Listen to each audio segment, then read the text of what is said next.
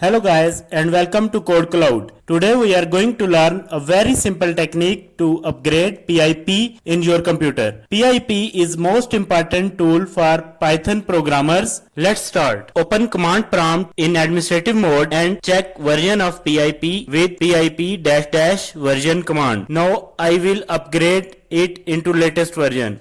I will use command python -m pip install -u pip and execute the command. It will initiate upgradation process in your command prompt. Wait for process to complete. It's now completed and you can check with same command that version has been updated into 20.1.1. So pip has been updated in your computer with this simple task. For more tips and tricks, stay tuned to Code Cloud. Thank you.